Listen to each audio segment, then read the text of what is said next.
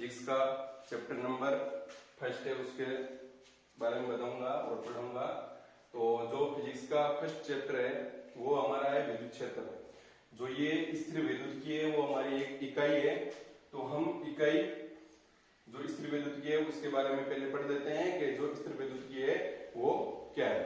तो जैसे कि यहाँ पर आपको नाम से दिख रहा है कि स्थिर विद्युत की, तो जब तक हम स्थिर विद्युत की पढ़ेंगे तब तक हमारा जो आवेश रहेगा,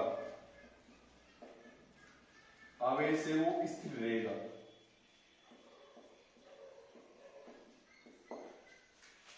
मतलब जब तक स्थिर विद्युत की है तब तक जो आवेश है वो स्थिर रहेगा, आवेश है बिल्कुल भी गति नहीं करेगा। ठीक है, ये आपको मानकर चलना है। यहाँ पर हमें यहाँ पर ध्यान रखना है कि आवेश गति नहीं करेगा। अब स्थिर विद्युत के अंदर हमारे दो पार्ट आ जाते हैं, दो चैप्टर मान सकते हैं हम, आवेश तथा विद्युत क्षेत्र। मतलब आवेश के बारे में पढ़ेंगे, विद्युत क्षेत्र के बारे में पढ़ेंगे। फिर दूसरा जो चैप्टर आ सकता है आएगा वो आएगा हमारा विभव, विभवांतर तथा संधारित्र।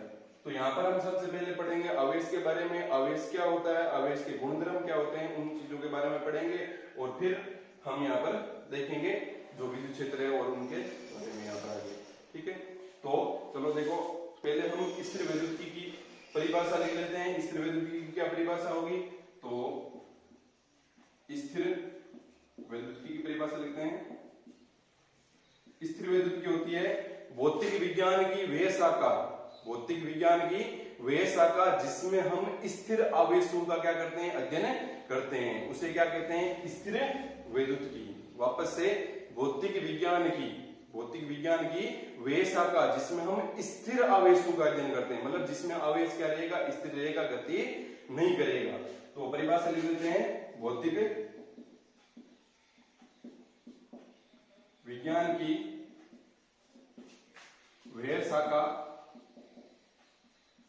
जिसमें हम स्थिर आवेशों का अध्ययन करते हैं,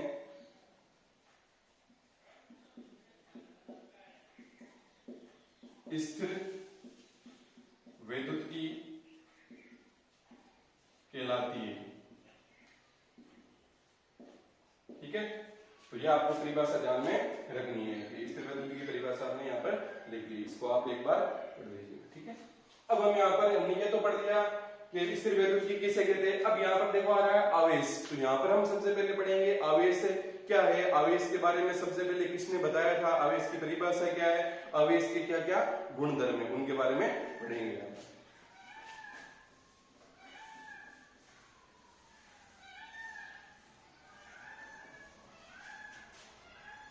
तो चलो सबसे पहले पढ़ते हैं आवेश के बारे में। तो आवेश का मैं सबसे पहले आपको बताऊंगा इंट्रोडक्शन के, मतलब आवेश को है वो सबसे पहले किसने बताया था कि आवेश क्या होता है। तो एक व्यक्ति था, थेल्स नाम का व्यक्ति था, उसने क्या किया था, एक एम्बर है वो आपका पत्थर का जो होता है, पत्थर के जैसे टुकड़ा होता है उसको एम्बर बोलते हैं। ठीक है, तो एम्बर और उसने क्या किया, बिल्ली की जो खाल होती है उसको आपस में इस प्रकार से रगड़ा। तो उसने रगड़ने पर क्या देखा कि जो एम्बर की जो छड़ है, उस एम्बर की छड़ को जब वो उन्होंने क्या किया, जो मतलब कागज के टुकड़े हैं उनके पास में जब वो लेकर गई तो एम्बर की तरफ वो जो कागज के टुकड़े हैं वो आकर्षित होने लग गए। तो उन्होंने वहां से आवेश के बारे में सबसे पहले बताया था। तो वो तो जो बात है वो 600 ईस्वी मतलब पूर्व की है। तो अभी तो हमारे को 2020 की आवेश की परिभाषा पढ़नी है कि 2020 में हम आवेश की क्या परिभाषा देखेंगे यहाँ पर। तो 2020 में अगर हम आवेश की बात करें तो आवेश क्या होता है उसको बिल्कुल ध्यान से समझना। यहाँ पर अगर नहीं समझ आएगा तो मैं एक और उदाहरण दूंगा, उससे आपको बिल्कुल समझ आ जाएगा। पहले आवेश की परिभाषा देखते हैं कि आवेश किसी वस्तु का वे गुणधर्म है, किसी वस्तु का वे गुणधर्म है जिससे ये विद्युत क्षेत्र तथा चुंबकीय क्षेत्र उत्पन्न करता है तथा विद्युत क्षेत्र और चुंबकीय क्षेत्र के प्रभावों का भी अनुभव करता है। ठीक है, परिभाषा लिख लेते हैं एक बार और फिर हम देखेंगे कि क्या है। तो आवेश क्या है, आवेश है वो आवेश किसी वस्तु का वे गुणधर्म है जिससे ये जिससे ये विद्युत क्षेत्र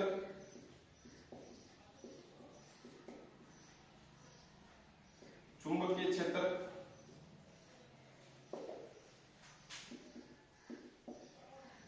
उत्पन्न करता है तथा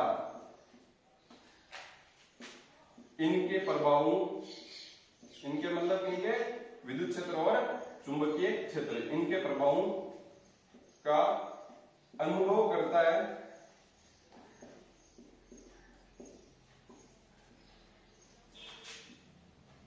आवेश कहलाता है। ठीक है, तो कोई भी एक वस्तु है, तो कोई भी एक वस्तु तो उसके अंदर कोई भी वस्तु होगी, उस वस्तु के अंदर आवेश होगा, तो वो आवेश है वो क्या करेगा, विद्युत क्षेत्र और चुंबकीय क्षेत्र उत्पन्न भी करेगा।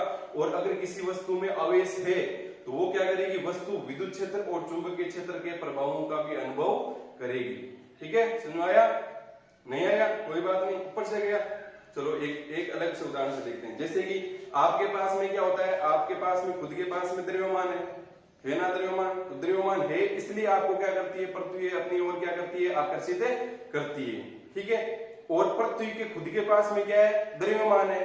पृथ्वी के खुद के पास में द्रव्यमान है, इसका मतलब पृथ्वी क्या उत्पन्न करती है, गुरुत्वाकर्षण बल। तो यहाँ पर दोनों देखो, पृथ्वी है खुद के पास में द्रव्यमान है इसलिए वो गुरुत्वाकर्षण बल क्या करती है, उत्पन्न करती है। और साथ साथ में वो क्या होता है, हमारे पास में द्रव्यमान है तो हम क्या करते हैं, उसकी चीज को अनुभव करते हैं। तो मतलब क्या हुआ यहाँ पर कि द्रव्यमान किसी वस्तु का वेग गुणधर्म है, द्रव्यमान किसी वस्तु का वेग गुणधर्म है जिससे वह गुरुत्वाकर्षण बल को उत्पन्न करती है और उसके प्रभावों को क्या करती है, अनुभव करती है। तो द्रव्यमान एक राशि होगी वैसे। तो उसी प्रकार से हमारा आवेश है कि आवेश क्या होता है, किसी वस्तु का वेग गुणधर्म जिससे ये विद्युत क्षेत्र चुंबकीय क्षेत्र उत्पन्न करता है और साथ में क्या करता है, इसके प्रभावों का क्या करता है, अनुभव करता है। क्या कहलाता है, आवेश कहलाता है। ये तो हमने इसकी क्या पढ़ दी, परिभाषा पढ़ दी यहाँ पर, क्या आवेश क्या होता है। ठीक है,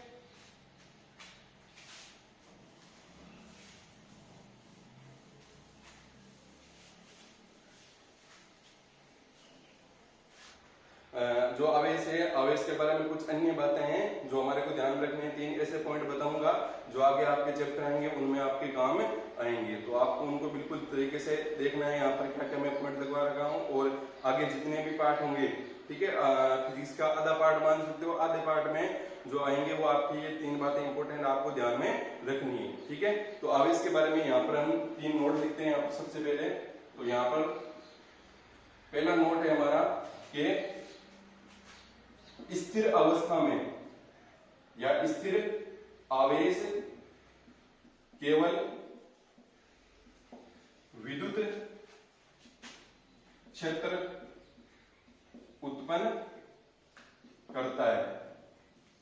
यह आपको बिल्कुल ध्यान में रखना है कि जो आवेश स्थिर रहेगा वो केवल और केवल क्या उत्पन्न करेगा, विद्युत क्षेत्र उत्पन्न करेगा। दूसरा पॉइंट हम लिख लेते हैं, गतिशील आवेश,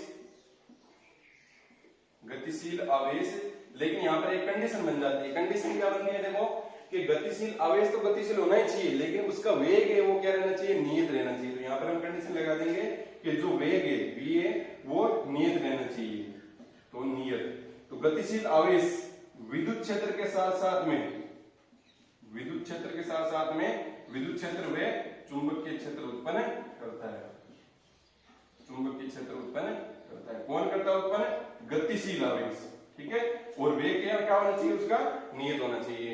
अब तीसरा पॉइंट हम पढ़ते हैं कि आवेश गतिशील हो, आवेश तो गतिशील ही रहेगा इस बार, गतिशील आवेश, लेकिन इस बार जो कंडीशन है वो v बराबर नियत ये नहीं रहेगी। अब क्या रहेगा, v नॉट इक्वल टू नियत, मतलब वेग इस बार है वो नियत नहीं रहेगा। तो यहाँ पर हम लिख लेंगे, यहाँ पर v नॉट इक्वल टू नियत, मतलब वेग है नियत नहीं रहेगा। तो जब आवेश गतिशील हो और उसका वेग नियत नहीं हो तब वो 3 चीजें उत्पन्न करेगा। एक तो विद्युत क्षेत्र उत्पन्न करेगा, एक चुंबकीय क्षेत्र उत्पन्न करेगा और एक उत्पन्न करेगा वो ऊर्जा या विकिरण। तो यहाँ पर हम लिख लेते हैं, जब गतिशील आवेश हो तो वो विद्युत क्षेत्र, चुंबकीय क्षेत्र तथा ऊर्जा या विकिरण बोल सकते हैं, ऊर्जा या विकिरण उत्पन्न करता है। ठीक है, तो ये आपको बातें, तीन बातें ही इंपॉर्टेंट आपको ध्यान में रखनी है कि आवेश जब स्थिर रहेगा तो विद्युत क्षेत्र उत्पन्न करेगा, आवेश जब गतिशील होगा, लेकिन कंडीशन क्या होनी चाहिए कि जो वेग है वो क्या रहना चाहिए, नियत रहना चाहिए, तब वो विद्युत क्षेत्र और चुंबकीय क्षेत्र दो ही चीजें उत्पन्न करेगा। और तीसरा जो है हमारा पॉइंट है कि गतिशील आवेश होगा तो उसका अगर वेग नियत नहीं है तो विद्युत क्षेत्र भी उत्पन्न करेगा, चुंबकीय क्षेत्र भी उत्पन्न करेगा और ऊर्जा या विकिरण भी उत्पन्न करेगा। ठीक है, इन बातों का आपको ध्यान में रखना है। ऊर्जा, इसका अगर एक उदाहरण देखें तो जैसे आपके घरों के अंदर क्या होती है, लाइट आती है, जो आता है आपका करंट आता है, उसका जो वोल्टेज होता है वो होता है मतलब 240 वोल्ट, हमारे यहाँ की बात कर रहे हैं, मतलब फ्लक्चुएट होता रहता है 240 वोल्ट, कभी 250 वोल्ट, तो मतलब वोल्टेज है वो क्या कर रहा है, ऊपर नीचे हो रहा है, और वोल्टेज की मतलब वोल्टेज ही क्या करता है, आवेश की गति को निर्धारित करता है। अब आगे हम पढ़ेंगे वोल्टेज मतलब विभव आगे हम पढ़ेंगे क्या विभव होता है। तो यहाँ पर होगा क्या 240 वोल्ट 250 वोल्ट, तो आपके घरों के जो फैन वगैरह या कुछ अन्य उपकरण मान लो जो आपके बिजली से चलते हैं, तो वो उपकरण क्या होने लग जाते हैं, थोड़े बहुत गर्म होने लग जाते हैं। अब फैन होता है और भी कारण होते हैं, ऐसे नहीं होता है, भंवरधाराएं होती है और भी घर्षण के कारण भी होता है, लेकिन उसका कुछ भाग है वो यहाँ पर हम मान सकते हैं, यहाँ पर अगर आवेश से वो नियत वेग से गति नहीं करेगा तब वहां पर ऊर्जा उत्पन्न होगी। तो ये तीन इंपोर्टेंट आपको टॉपिक है वो बिल्कुल ध्यान में रखने हैं, ये आगे के चैप्टर में भी आपके काम में आएंगे। तो मैं इसको मिटा देता हूं यहाँ पर, अब आगे हम पढ़ेंगे। तो बिल्कुल ध्यान लगा के पढ़ोगे यहाँ पर तो बिल्कुल चीजें समझ में आएगी, ध्यान नहीं लगाओगे तो फिर तो आप समझ सकते हो हैं?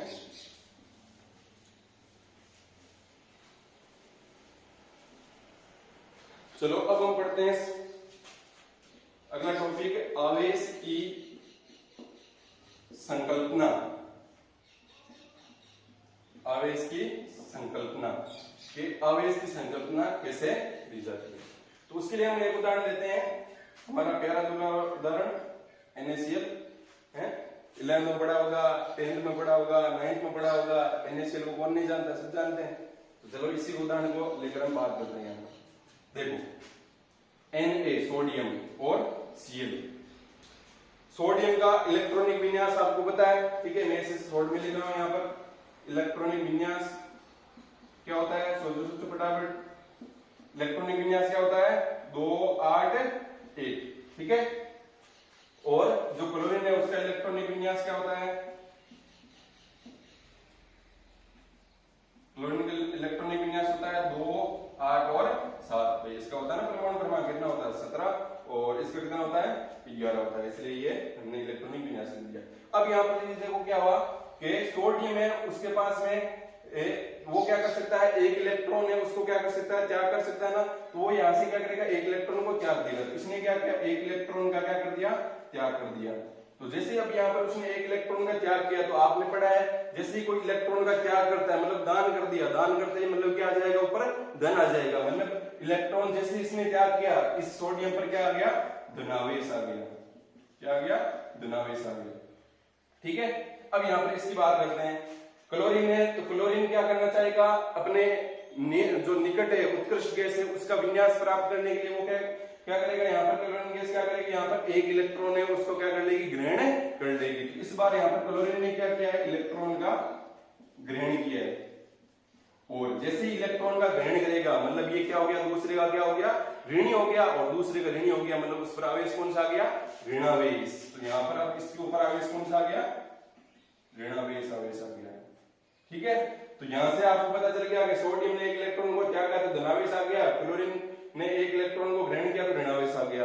देखो अब यहाँ पर बात क्या हुआ, पता चली यहाँ पर कि आवेश का निर्धारण, देखो ध्यान समझना, आवेश का जो निर्धारण है वो कौन कर रहा है, आवेश का निर्धारण कर रहा है इलेक्ट्रॉन। कौन कर रहा है, इलेक्ट्रॉन निर्धारण कर रहा है। इलेक्ट्रॉन त्यागेगा तो कौन सा आवेश आएगा, धनावेश, इलेक्ट्रॉन ग्रहण करेगा तो कौन सा आवेश आएगा, ऋणावेश आएगा, ठीक है। तो मतलब आवेश का निर्धारण कौन कर रहा है, इलेक्ट्रॉन कर रहा है। तो हम यहाँ पर बोल सकते हैं कि आवेश की जो संकल्पना है वो किसके आधार पर दी जाती है, इलेक्ट्रॉन के आधार पर, इलेक्ट्रॉन के आधार पर है वो संकल्पना दी जाती है। किसकी दी जाती है, आवेश की संकल्पना दी जाती है। अब आपके दिमाग के अंदर एक है क्वेश्चन आ रहा होगा, ठीक है, क्या आ रहा है, कुछ नहीं आ रहा है, देखो अभी आएगा, मैं बताऊंगा तो आएगा ही ना।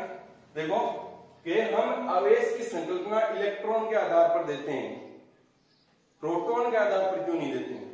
प्रोटॉन भी तो होता है ना, जैसे हमने पढ़ा है कि प्रोटॉन पर धनावेश होता है, इलेक्ट्रॉन पर ऋणावेश होता है। तो हम आवेश की जो संकल्पना है वो इलेक्ट्रॉन के आधार पर क्यों देते हैं, प्रोटॉन के आधार पर क्यों नहीं दे सकते हैं?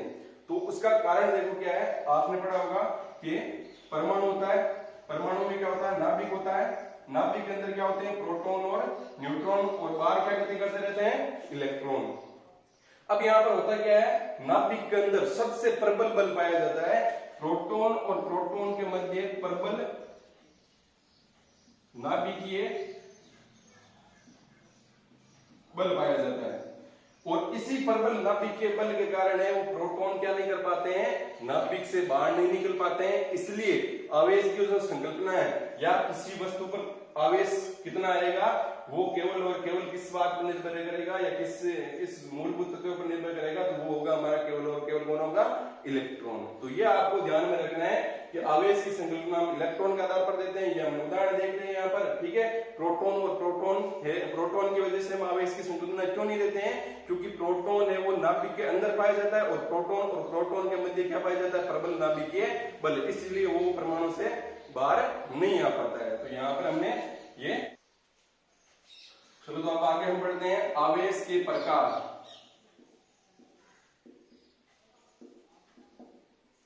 वैसे तो हमने पीछे देख लिया आवेश कितने प्रकार होते हैं, 2 प्रकार होते हैं, कौन कौन से, धनावेश और ऋणावेश, तीसरा कोई प्रकार नहीं होता है, ठीक है। ऐसा नहीं सोच लो तीसरा प्रकार बताएंगे, नहीं है।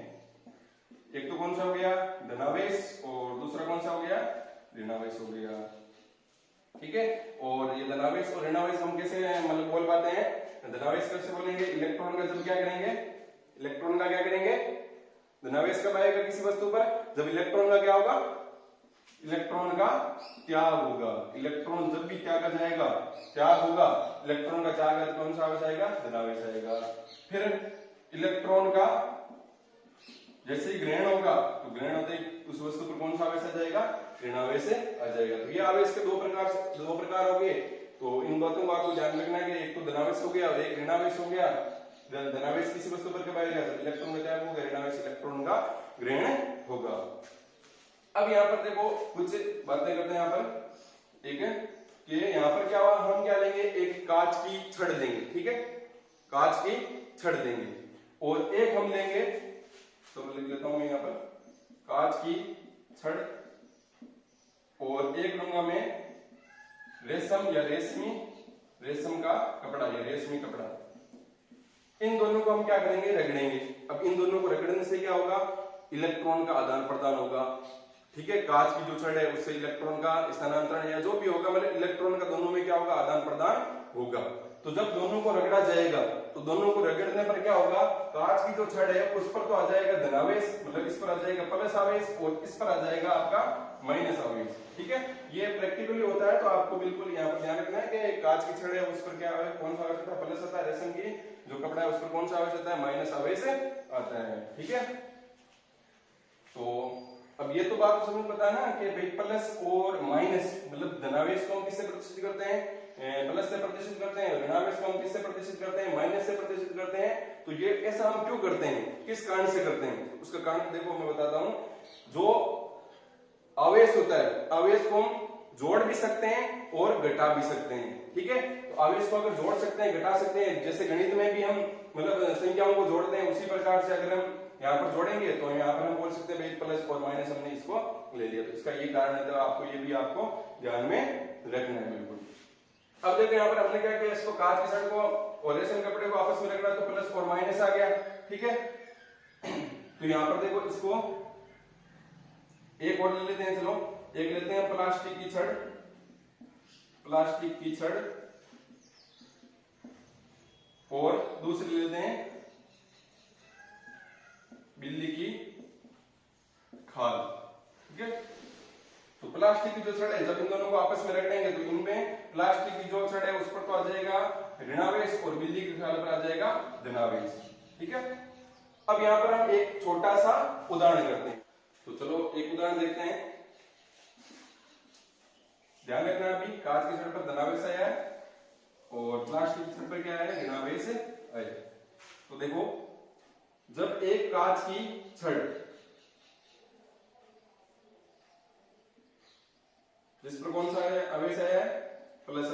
जैसे मान लेते हैं, एक बार हम लिखते नहीं है, ठीक है, ये लिख लेते हैं भाई, ये क्या है, कांच की छड़ है। और एक हम लेते हैं यहां पर प्लास्टिक की छड़।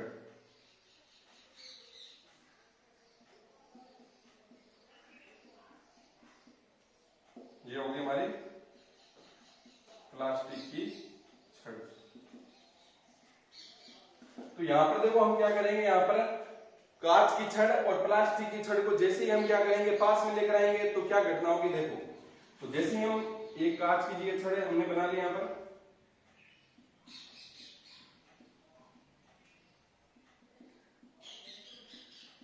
और इसके पास में अगर हम लेते हैं प्लास्टिक की छड़, तो ये जो प्लास्टिक की छड़ है वो क्या होगी, कुछ इस प्रकार से आ जाएगी हमारे पास में। अब ऐसा क्यों हुआ, कारण पता होगा आपको, नहीं पता तो कोई बात नहीं, हम बता देते हैं, ठीक है। ऐसा क्यों हुआ, क्योंकि यहां पर क्या होता है, जो विपरीत आवेश होते हैं वो एक दूसरे को क्या करते हैं, आकर्षित करते हैं, और जो समान आवेश होते हैं वो एक दूसरे को क्या करेंगे, प्रतिकर्षित करेंगे। उसका हम कैसे देखेंगे, जब हम यहाँ पर क्या करेंगे, कांच की छड़ और कांच की छड़ को जब पास में लेकर आए थे, ठीक है, ये मतलब प्रैक्टिकली होता है यहाँ पर, कांच की छड़ और कांच की छड़ को आप मान लेते हैं, हम कांच की छड़ पर आवेश पता नहीं था, ठीक है, फिर हमने क्या देखा, दिखता तो है नहीं उसके अंदर, तो हम कांच की छड़ और एक अन्य कांच की छड़ जब पास में हम लेकर आए, तो हमने क्या देखा, कांच की छड़ और ये दूसरी कांच की छड़ आपस में एक दूसरे को क्या कर रही है, प्रतिकर्षित कर रही है। तो यहाँ से हमें पता चल गया कि दोनों पर समान आवेश है, इसलिए यहाँ पर दोनों क्या कर रही है, प्रतिकर्षित कर रही है। और जैसे हमने क्या देखा कि प्लास्टिक की छड़ और कांच की छड़ उन दोनों को पास में लाएंगे, तो दोनों क्या कर रही थी, आकर्षित, मतलब आकर्षण हो रहा था दोनों में। तो यहाँ से हमें पता चल गया कि जो हमारे विपरीत आवेश होते हैं वो तो क्या करते हैं, आकर्षित करते हैं एक दूसरे को, और जो समान आवेश होते हैं वो एक दूसरे को क्या करेंगे, प्रतिकर्षित करेंगे। तो मैं यहाँ पर लिख लेता हूं इनको, कि जो हमारे सजातीय आवेश होते हैं, सजातीय आवेश है वो क्या करते हैं, एक दूसरे को क्या करेंगे बताओ, प्रतिकर्षित करेंगे। तो सजातीय आवेश प्रतिकर्षित, या सजातीय आवेशों में क्या पाया जाता है, प्रतिकर्षण पाया जाता है। सजातीय आवेश कौन कौन से हो गए, जैसे प्लस है, प्लस हो गया, इन दोनों में प्रतिकर्षण पाया जाएगा, माइनस है, माइनस हो गया, ठीक है, इनमें प्रतिकर्षण पाया जाएगा। फिर देखते हैं हम विजातीय आवेश।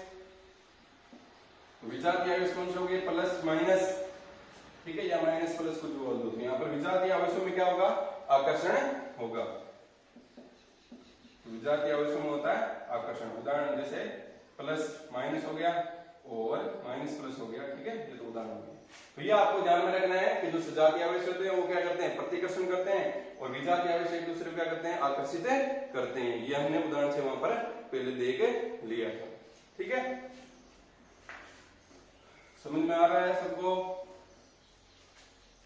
कोई भी डाउट आता है तो आप कमेंट बॉक्स में लिख सकते हो, या जो आपका व्हाट्सएप ग्रुप बनाया हुआ है वहां पर आप आकर अपना क्वेश्चन पूछ सकते हो।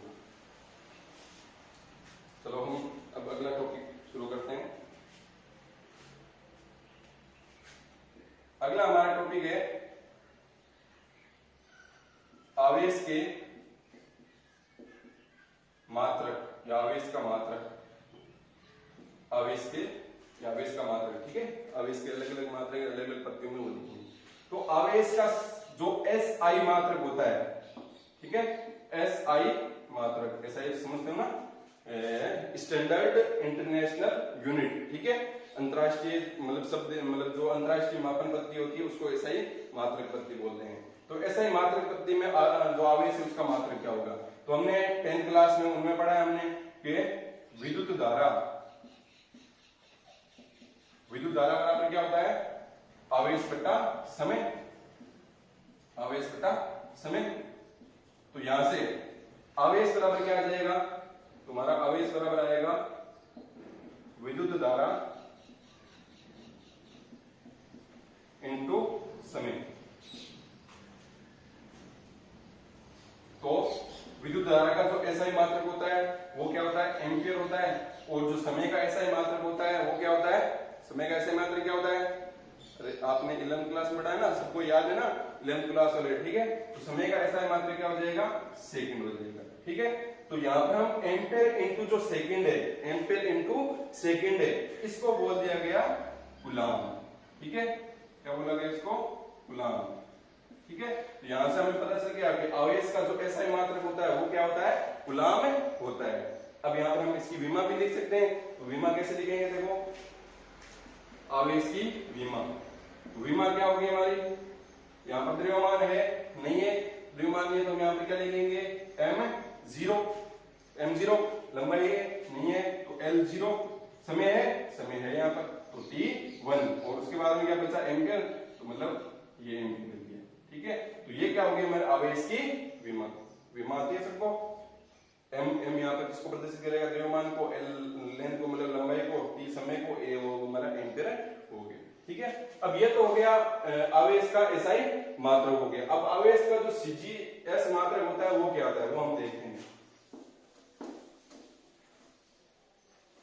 लिख लेता हूं मैं एक बार, एसआई मात्रक तो कौन हो गया?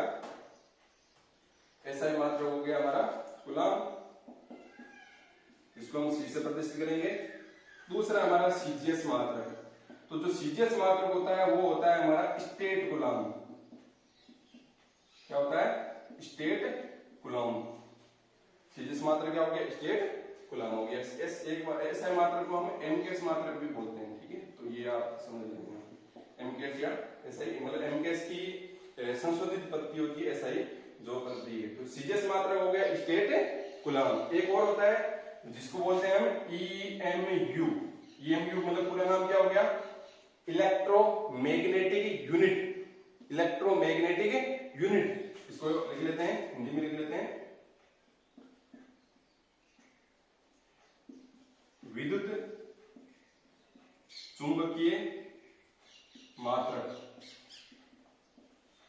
ठीक है, अब यहां पर हम संबंध लिख लेते हैं कि कूलॉम और स्टेट कूलॉम में क्या संबंध होगा। तो आपको ये बिल्कुल नोट याद रखना चाहिए आपको बिल्कुल, कि एक कूलॉम बराबर होता है 3 × 10⁹ स्टेट कूलॉम। यह आपको ध्यान में रखना है। ठीक है, एक कूलॉम बराबर कितना होता है? 3 × 10⁹ स्टेट कूलॉम होता है।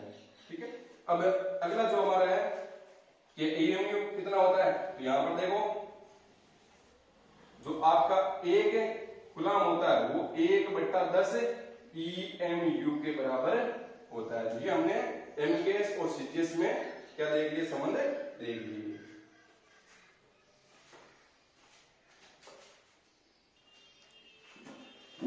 तो एक आवेश का एक अन्य मात्रक भी होता है, वो सबसे बड़ा मात्रक होता है। तो मैं यहां पर लिखता हूं, आवेश का सबसे बड़ा मात्रक, आवेश का जो सबसे बड़ा मात्रक होता है वो होता है फैराडे। फैराडे क्या होता है? फैराडे होता है। ठीक है, आरबीसी की जो बुक है उसमें आपको इसको क्या बोलना है? आपको फैराडे बोलना है। उसके अंदर लिखा है कि आपको इसको फेरेड नहीं बोलना है, ये ध्यान में रखना है। ठीक है, तो कितना होता है, मतलब जो फैराडे है और जो कूलॉम है उसमें क्या संबंध होगा? तो यहां पर देखो, एक फैराड, ठीक है, फैराडे मतलब जो फैराडे बोलेंगे इसको, एक फैराडे बराबर कितना होगा? 96500 कूलॉम। तो देखो, एक फैराडे में कितने होंगे, कितने आवेश होंगे?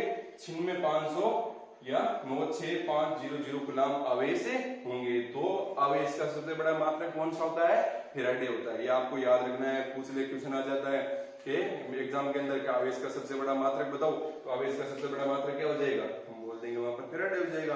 फैराडे और कूलॉम में संबंध बताओ, हम फैराडे और कूलॉम में संबंध बता देंगे। ये हमने संबंध यहाँ पर लिख लिया। आवेश का एसआई मात्रक कूलॉम हो गया, आवेश का सीजीएस मात्रक स्टेट कूलॉम हो गया, और ईएमयू इलेक्ट्रोमैग्नेटिक यूनिट, या हम बोल सकते हैं विद्युत चुंबकीय मात्रक हो गया। संबंध बताना है हमारे को, एसआई मात्रक सीजीएस मात्रक में संबंध बताना है। एक कूलॉम बराबर कितना होता है? 3 × 10⁹ स्टेट कूलॉम होता है। एक कूलॉम बराबर कितना होता है? 1/10 ईएमयू होता है। ठीक है, तो अब यहां पर हमने ये तो देख लिया कि आवेश के मात्रक क्या होंगे। अब चलो आगे हम पढ़ते हैं अगला टॉपिक हमारा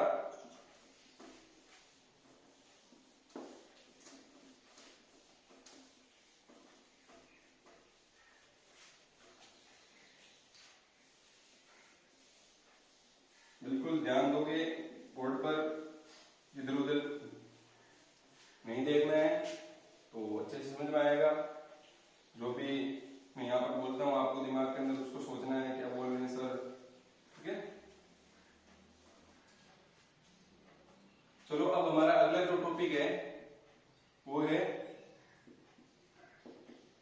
आवेश का क्वांटीकरण। क्वांटिफिकरण भी बोलते हैं या क्वांटीकरण, कुछ भी लिख सकते हैं, ठीक है। आवेश का क्वांटीकरण। अब ये क्या होता है देखो, इसको समझते हैं। इसके लिए हम क्या करते हैं, वही हमारा प्यारा दुलारा एक उदाहरण है। कौन सा उदाहरण है, दिमाग में आ गया होगा, है कौन सा उदाहरण है, NaCl, ठीक है। तो यहाँ पर हम NaCl लेते हैं, ये Na ले लिया, इसको कर देते हैं एक बॉक्स में बंद, ये लो बॉक्स में बंद हो गया। एक हम लेते हैं कौन सा, क्लोरीन, ठीक है। अब इस क्वांटिफिकेशन को समझते हैं यहाँ पर। तो यहाँ पर क्या होगा, सोडियम ने मान लो क्या किया, सोडियम पर हमारे को आवेश लेना, अभी आवेश है नहीं आवेश, ठीक है। सोडियम पर हमारे को आवेश लेकर आना है, तो यहाँ पर क्या होगा क्या, आवेश के संकल्प नाम किसके आधार पर देते हैं, इलेक्ट्रॉन का आधार पर, शुरुआत में हमने पढ़ा है। तो यहाँ पर हम क्या करेंगे, इलेक्ट्रॉन इसमें से, सोडियम में से क्या निकालेंगे, त्याग करेगा। तो यहाँ पर किसने क्या कर दिया, इलेक्ट्रॉन का त्याग, सोडियम ने क्या कर दिया, इलेक्ट्रॉन का त्याग, ठीक है। तो हम यहाँ पर मैं यहाँ पर बोलना चाहूंगा कि यहाँ पर जो सोडियम है उस पर कितना आवेश आया, तो यहाँ पर हम लिखेंगे आवेश, बताओ आप बताओ कितना आवेश आया, आवेश कितना आएगा। अब यहाँ पर एक इलेक्ट्रॉन निकला है, तो आवेश भी तो कितना आएगा, जितना एक इलेक्ट्रॉन निकला है उतने तो आवेश आएगा ना, नहीं समझ आया। हमने संकल्पना पढ़ी है शुरुआत में कि किसी भी वस्तु पर जो आवेश है उसका निर्धारण केवल और केवल कौन करता है, इलेक्ट्रॉन करता है। इलेक्ट्रॉन जाएगा या ग्रहण किया जाएगा, उसी बात पर आवेश निर्भर करेगा किसी वस्तु पर, ठीक है। तो यहाँ पर सोडियम ने क्या किया, एक इलेक्ट्रॉन का त्याग कर दिया। अब एक इलेक्ट्रॉन का त्याग हो गया, मतलब सोडियम पर कितना आवेश आ गया, एक इलेक्ट्रॉन के आवेश के बराबर ही आ गया ना। अब जब त्याग किया जाता है तब यहाँ पर हम क्या लिखते हैं, वहां पर क्या आता है, धनावेश आता है। त्याग करेगा, दान करेगा तो धन आएगा, आएगा नहीं आएगा। तो यहाँ पर हम देखो आवेश है, आवेश यहाँ पर सोडियम पर कितना होगा, सोडियम पर होगा, किस में होगा, प्लस में होगा, प्लस में होगा। और किसके बराबर होगा, एक इलेक्ट्रॉन के आवेश के बराबर, एक इलेक्ट्रॉन का, यहाँ पर देख सकते हो, एक इलेक्ट्रॉन का आवेश, ठीक है। अब यहाँ पर मान लो सोडियम में से दो इलेक्ट्रॉन निकल गए, ठीक है। किसी और तत्व को मान लेते हैं यहाँ पर, ठीक है। सोडियम में से दो तो नहीं निकलता है, फिर भी मान लेते हैं यहाँ पर कि अगर मान लो यहाँ से दो इलेक्ट्रॉन निकल गए, तो अब यहाँ पर कितने आवेश आएंगे, सीधी सी बात, दो इलेक्ट्रॉन निकल गए तो मतलब कितने इलेक्ट्रॉन का आवेश आ जाएगा, दो इलेक्ट्रॉन के आवेश के बराबर आ जाएगा। तो यहाँ पर हम क्या लिख देंगे, यहाँ पर दो के बराबर आ गया। इसी प्रकार से मान लो तीन इलेक्ट्रॉन निकल गए, तो इस सोडियम पर कितना आवेश आ जाएगा, तीन इलेक्ट्रॉन के आवेश के बराबर आ गया। तो यहाँ पर कितना आ जाएगा, तीन इलेक्ट्रॉन के आवेश के बराबर आ जाएगा। अब मान लो यहाँ पर ऐसे करते हैं, मान लो n इलेक्ट्रॉन निकल गए सोडियम में से, तो सोडियम पर आवेश कितना आ जाएगा, n इलेक्ट्रॉन के आवेश के बराबर है वो आवेश आ जाएगा। तो यहाँ पर हम क्या लिख सकते हैं, यहाँ पर अगर यहाँ से n इलेक्ट्रॉन है उनका त्याग हो गया, n इलेक्ट्रॉनों का त्याग हो गया, n इलेक्ट्रॉन का त्याग हो गया, तो यहाँ पर आवेश आ गया n इंटू एक इलेक्ट्रॉन का आवेश। इसी प्रकार से यहाँ पर हम क्लोरीन के लिए देखते हैं, यहाँ पर तो यहाँ पर क्लोरीन क्या करता है, एक इलेक्ट्रॉन का ग्रहण। तो अगर क्लोरीन एक इलेक्ट्रॉन का ग्रहण करता है तो इसका मतलब अब इस पर आवेश क्या है, कितना आएगा, तो आवेश बराबर होगा एक इलेक्ट्रॉन का आवेश। तो यहाँ पर जो क्लोरीन पर आवेश आएगा वो कितना आएगा, आवेश कितना आएगा। अब क्योंकि इसने ग्रहण किया तो यहाँ पर हम क्या लगाएंगे, आगे माइनस लगाएंगे और यहाँ पर क्या लिख देंगे हम, एक इलेक्ट्रॉन का आवेश, ठीक है। अब मान लो इसी प्रकार से क्लोरीन ने मान लो दो इलेक्ट्रॉन ग्रहण कर लिए तो कितना आवेश आएगा, तो यहाँ पर आवेश आ जाएगा दो। और इसी प्रकार से मान लो उसने ग्रहण कर लिया यहाँ पर तीन, तो यहाँ पर कितना आवेश आ जाएगा, तीन आ जाएगा। और इसी प्रकार से मान लो यहाँ पर है वो n इलेक्ट्रॉन का ग्रहण कर लिया गया, तो उस वस्तु पर कितना आवेश आ गया, n इलेक्ट्रॉन के आवेश के बराबर आवेश आ गया है। मतलब n इलेक्ट्रॉन का जो आवेश है वही आवेश है उस वस्तु का आवेश हो जाएगा। तो मैं यहाँ पर क्या लिख सकता हूँ, n लिख सकता हूं। तो यहाँ पर आवेश हो जाएगा n इलेक्ट्रॉनों के आवेश के बराबर। अब इन दोनों से हमारे को क्या पता चलता है कि किसी भी वस्तु पर जो आवेश है वो प्लस माइनस n और इंटू एक इलेक्ट्रॉन का आवेश। तो किसी भी वस्तु पर जो आवेश है वो किस बात पर निर्भर करता है, निकाले, या यहां पर हम लिख सकते हैं, यहां पर देखो प्लस माइनस, यहां पर जो n है, n आपका हो गया स्थानांतरित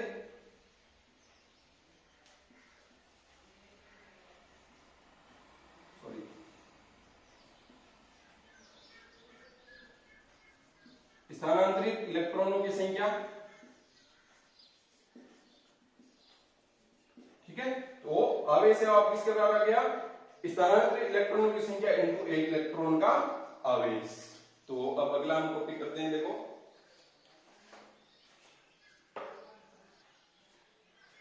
तो थोड़ा सा अगला कॉपी करने से पहले हम थोड़ी सी इसके बारे में और बात कर लेते हैं। यहाँ पर देखो कि हमें ये तो पता चल गया कि किसी भी वस्तु पर जो आवेश होता है वो किसके बराबर हो जाएगा, स्थानांतरित इलेक्ट्रॉनों की संख्या, जितने भी इलेक्ट्रॉन वहां पर स्थानांतरित हुए हैं, और इनटू एक इलेक्ट्रॉन का आवेश, ठीक है। अब आवेश के क्वांटीकरण से वो क्या हमें पता चलता है यहाँ पर, तो यहाँ पर हमने देखा कि किसी भी वस्तु पर जो इलेक्ट्रॉन है मतलब आवेश आता है वो एक इलेक्ट्रॉन का आवेश होता है, ठीक है। या तो एक इलेक्ट्रॉन निकलेगा तो एक इलेक्ट्रॉन का आवेश के बराबर आएगा, ठीक है। दो निकलेगा तो दो के बराबर आएगा। कभी भी 1.2 इलेक्ट्रॉन निकला तो उसके बराबर आवेश नहीं आएगा यहाँ पर, ठीक है। 1.2 या 1.5 या 1.6, ठीक है, ऐसा किसी भी वस्तु पर आवेश नहीं आता है। आवेश कितना आता है, या तो एक इलेक्ट्रॉन निकलेगा तो एक इलेक्ट्रॉन के बराबर आवेश आ जाएगा, दो इलेक्ट्रॉन निकलेंगे तो दो इलेक्ट्रॉन के बराबर आवेश आ जाएगा। तो उसी के से यहाँ पर किसी वस्तु पर आवेश आता है। तो मतलब किसी भी वस्तु पर जो आवेश होता है वो इलेक्ट्रॉन के आवेश का पूर्ण गुणज होता है, ठीक है। ये हमने उदाहरण से समझा यहाँ पर कि किसी वस्तु ने, सोडियम ने क्या किया, या जो भी इलेक्ट्रॉन का त्याग किया, तो त्याग करने पर एक इलेक्ट्रॉन का जो आवेश था वो इस पर आवेश आ गया। इसी प्रकार से क्लोरीन ने भी एक इलेक्ट्रॉन का ग्रहण किया तो एक इलेक्ट्रॉन ग्रहण किया तो उस पर उतना आवेश आ गया। अगर n इलेक्ट्रॉन ग्रहण करेंगे तो n इलेक्ट्रॉन के बराबर आवेश आ जाएगा, n इलेक्ट्रॉन जाके जाएंगे तो n इलेक्ट्रॉन के बराबर आवेश आ जाएगा। तो यहाँ पर हमने दोनों से बात लिख दी कि आवेश है वो क्या हो गया, प्लस माइनस हो गया n इंटू एक इलेक्ट्रॉन का आवेश। जहाँ पर n है वो आपका क्या होगा, स्थानांतरित इलेक्ट्रॉनों की संख्या। और हमने यहाँ पर देख लिया कि इलेक्ट्रॉन है वो बिल्कुल भी है मतलब कभी भी 1.2 1.4 या ऐसे मतलब नहीं निकलता है। तो यहाँ पर हम लिख सकते हैं कि जो n बराबर होगा वो ऊपर लिख देता हूं थोड़ा सा, n बराबर होगा 1 2 3 4 ऐसे करते आगे चलते जाएंगे। कभी भी है वो n है वो कभी भी क्या नहीं होगा 1.2 या कुछ भी मान सकते हो 1.6 या 1.7 या 1.8 ऐसा कभी भी नहीं होगा। तो ये आपको ध्यान में रखना है। इसी को हम क्या कहते हैं, आवेश का क्वांटीकरण कहते हैं। तो इसकी हम परिभाषा लिख लेते हैं थोड़ी सी। परिभाषा क्या होगी, किसी वस्तु पर आवेश, किसी वस्तु पर आवेश इलेक्ट्रॉन के आवेश का पूर्ण गुणज होता है, ठीक है। तो ये आपको ध्यान रखना है इसको। आवेश का क्वांटीकरण क्या होता है, किसी भी वस्तु पर जो आवेश है वो इलेक्ट्रॉन के आवेश का क्या होता है, पूर्ण गुणज होता है। कभी भी भिन्न में नहीं होगा। ऐसे नहीं है कि किसी वस्तु पर 1.5 इलेक्ट्रॉन चला गया तो उस पर आवेश 1.5 इलेक्ट्रॉन आ गया, ऐसा कभी भी नहीं होगा। तो ये आपको ध्यान में रखना है यहाँ पर, ठीक है। अब एक यहाँ पर एक मतलब खोज हुई, तो जैसे परमाणु है उसमें इलेक्ट्रॉन प्रोटॉन और होते हैं, तो एक तत्व की एलिमेंट की खोज हुई, सॉरी तत्व नहीं कुछ बोल सकते हैं यहाँ पर, यौगिक बोल सकते हैं यहाँ पर, जो है हमारा क्वार्क, ठीक है। क्या है, क्वार्क पर जो आवेश होता है, ठीक है, क्वार्क है जो कण है उस पर जो आवेश होता है वो होता है 1/3 इलेक्ट्रॉन के और 2/3 इलेक्ट्रॉन के बराबर, ठीक है। तो अब आप सोचोगे कि सर तो बोल रहे थे कि किसी भी वस्तु पर आवेश है वो केवल और केवल है वो या तो 1 इलेक्ट्रॉन 2 इलेक्ट्रॉन इनके आवेश के बराबर होगा। फिर इस क्वार्क पर ये आवेश है 1/3 इलेक्ट्रॉन के बराबर कैसा हो गया, यहाँ पर 2/3 इलेक्ट्रॉन के बराबर कैसा हो गया, ठीक है। मन में क्वेश्चन आ रहा होगा ना। तो यहाँ पर देखो, यहाँ पर जो क्वार्क कण होता है वो कभी भी मुक्त अवस्था में स्थायी नहीं होता है। मुक्त अवस्था में कैसे कि इलेक्ट्रॉन क्या होता है, जैसे मान लो ये कोई वस्तु है, ठीक है, तो इलेक्ट्रॉन क्या होगा, यहां से निकलेगा और यहां से निकल के ये मुक्त अवस्था में रहेगा ना, तो यहां से निकल के यहां पर जा सकता है, तो ये मुक्त अवस्था में स्थायी है।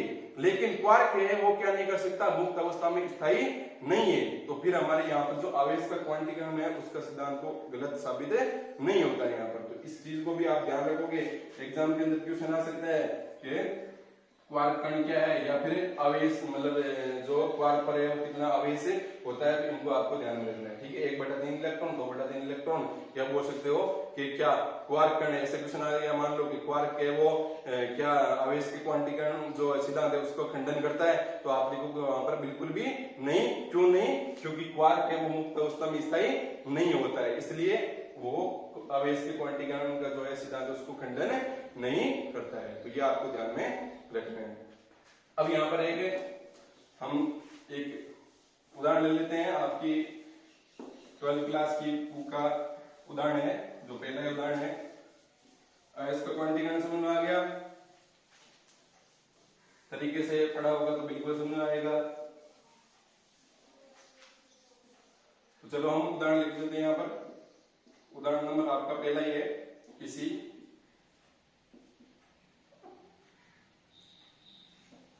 वस्तु को 1 कूलम धनावेशित करने में इलेक्ट्रॉनों की संख्या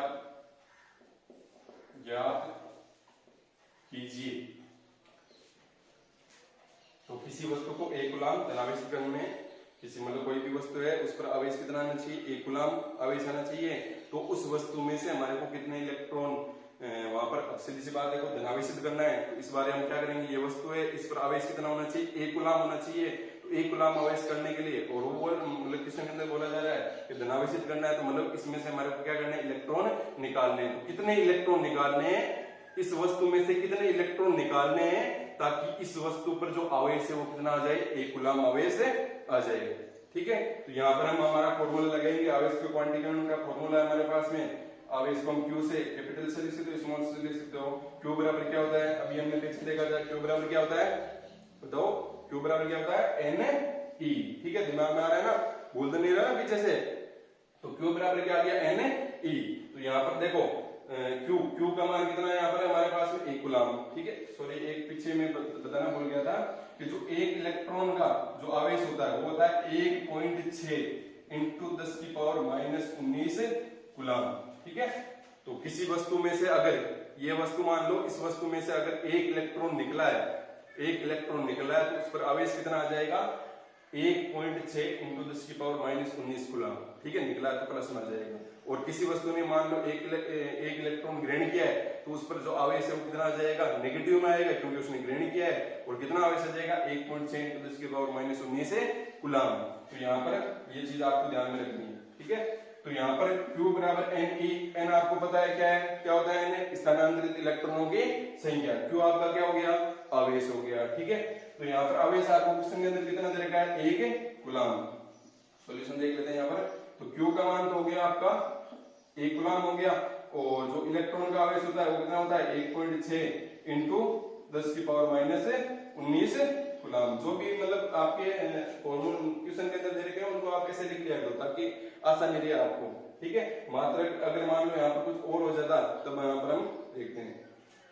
तो यहाँ पर क्या हो गया, तो Q बराबर कितना आ गया, Q फॉर्मूले में देखो, इसको Q बराबर हमारा 1 कूलम है, और N का मान तो हमें निकालना है, और इलेक्ट्रॉन कितना हो गया, 1.6 इंटू 10⁻⁻19 हो गया यहाँ पर। ठीक है, तो N है, N का मान है कितना आ जाएगा, 1/1.6 इंटू 10⁻⁻19।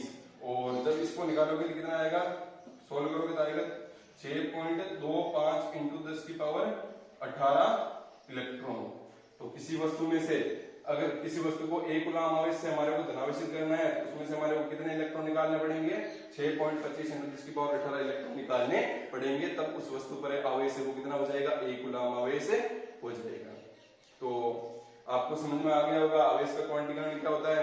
एक चीज और यहाँ पर कि अगर मान लो यहाँ पर कुछ अलग आ जाता, मतलब मात्र चेंज हो जाता, तो मात्र वैसे तो हमने देखे हैं, फिर भी देख लेते। जैसे अगर मान लो माइक्रो आ जाता, जैसे आपने 11th क्लास में तो पढ़ा ही है, यहाँ पर ऐसा कुछ माइक्रो आ जाता, माइक्रो कूलम, नैनो कूलम, ठीक है, मिली कूलम, ये कुछ आ जाता है। जो भी यहाँ पर ध्यान रखना, जो ये सी है ना वो हम कैपिटल में लिखेंगे। जो भी वैज्ञानिक के जो भी नाम होते हैं उनको हम कैपिटल में यहाँ पर लिखते हैं। ठीक है। आवेश का मात्रक होता है वो कूलाम नामक वैज्ञानिक का मतलब पढ़ दिया गया है, इसलिए हम इसको कैपिटल में लिखेंगे। तो माइक्रो है तो माइक्रो को आप क्या लिख सकते हो 10 की पावर -6, ठीक है, कूलाम लिख सकते हो यहाँ पर।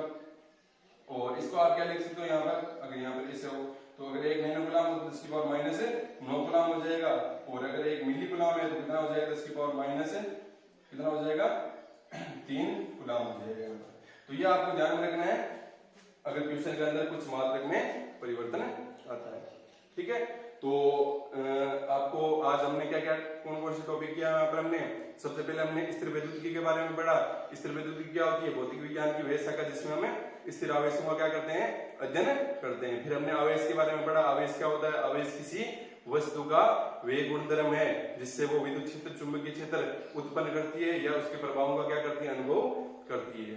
फिर हमने आवेश के बारे में और पढ़ा कि आवेश है वो दो प्रकार के होते हैं, धनावेश ऋणावेश हो गए, ठीक है। सजातीय आवेश एक दूसरे को क्या करेंगे, सजातीय प्लस प्लस एक दूसरे को क्या करेंगे, प्रतिकर्षित करेंगे, और जो विजातीय आवेश है वो एक दूसरे को क्या करेंगे, आकर्षित करेंगे। आवेशों के प्रकार देख लेते हैं। आवेशों के प्रकार के बाद में हमने देखा था आवेशों के मात्रक देखे थे। आवेश का जो एसआई मात्रक हो गया कूलाम हो गया, आवेश का सीजीएस मात्रक हो गया स्टेट कूलाम हो गया, और एक अन्य सीजीएस मात्रक होता है जो हमारा ईएम हो गया, जिसको हम बोल सकते हैं हिंदी में विद्युत चुंबकीय मात्रक हो गया। सीजीएस मात्रक और एसआई मात्रक में हमने संबंध देख लिया था। फिर हमने आवेश का सबसे बड़ा मात्रक देखा था, आवेश का सबसे बड़ा मात्रक होता है फेराडे, ठीक है। फेराडे और कूलाम में भी हमने क्या देख लिया था, संबंध देख लिया था, ठीक है। फिर हमने पढ़ा यहाँ पर आवेश का क्वांटिमीकरण, किसी भी वस्तु पर जो आवेश आएगा वो इलेक्ट्रॉन के आवेश का क्या होगा, हमेशा ही पूर्ण गुणज होगा। ऐसे नहीं है कि किसी वस्तु पर आवेश है 1.2 है या 1.5 है, ठीक है, या आधा है आधा ऐसा नहीं है बिल्कुल भी, ठीक है। आवेश रहेगा तो 1 इलेक्ट्रॉन का आवेश के बराबर रहेगा, और 1 इलेक्ट्रॉन में कितना आवेश होता है, 1.6 × 10 की पावर -19 कूलाम में आवेश होता है यहाँ पर, ठीक है। ये आपको ध्यान रखना है, इसको प्रैक्टिकली निकाला गया है, ठीक है। तो आवेश का क्वांटीकरण देख लिया हमने, उसका फॉर्मूला क्यू बराबर है Ne, और उसका एक हमने उदाहरण भी देख लिया यहाँ पर। तो आप इसको पूरा दिमाग के अंदर आपके रहेगा तो आप अच्छे से इसको समझ पाओगे, ठीक है। तो बाकी जो है वो हम अगली क्लास में पढ़ेंगे। तो आपको इस जो वीडियो है उसको ज्यादा से ज्यादा शेयर करना है, चैनल को सब्सक्राइब करना है, और जो भी आपके कोई भी 12th क्लास के अंदर जो भी पढ़ता है उसको आपको इसके बारे में बताना है कि यहाँ पर ऑनलाइन क्लासें ली जाती है।